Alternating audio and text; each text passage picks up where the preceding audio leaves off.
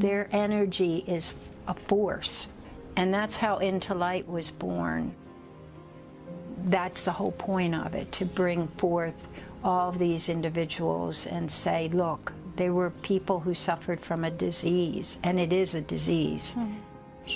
We hope to define them as people that are, just like all of us, we're made up of light and dark, and no one should be defined by their darkest moments. Daniel Dan Boone Jr. Funny, father, mama's boy, lover, loyal. Daniel was a handsome, confident, and strong-willed and loving man. The rough childhood that he experienced made it difficult to imagine the more normal life he wanted, but he was determined to do better and be the kind, gentle man that was never modeled for him. He just wanted to belong and be loved. Daniel loved fishing, though he didn't get to do it much. He also enjoyed keeping up with the news and reading the daily newspaper and watching the news on television. He liked football and basketball, getting tattoos, and showing off his no-hands bike riding skills.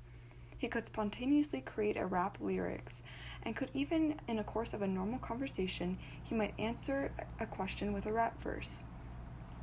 Most of all, he relished spending time with his girlfriend Jessica and their son Michael. Daniel worked in construction, roofing, and masonry. He was proud of the OSHA certification that he received in all three. He looked forward to marriage and being a good husband and a provider and raising his son in a loving home. Jessica's favorite memory of Daniel was from their first night together as a couple. They tried making some chicken, putting it in the oven directly from the freezer. She said, "We laughed so hard making our first dinner as a couple. We failed miserably and went out for fast food. Now we know there's no skipping the defrosting step." Daniel was a wonderful support to Jessica as she was getting sober. Even when they were living in what she described as a terrible life and she was at rock bottom, he was there for her. He was alongside me and never left me. He loved me, supported me, and didn't judge me. Daniel always made me feel loved, pretty, and made me laugh, Jessica said. She misses his dimples, his touch, and how their bodies fit perfectly together. His beautiful eyes and his clever rap lyrics and dancing. Life was difficult when Daniel and Jessica were living in an active addiction together, and hard in a different way when Jessica was sober. She felt the effects of addiction on others. "I never want to make my loved ones feel the way I do now. Daniel was a special man," Jessica said.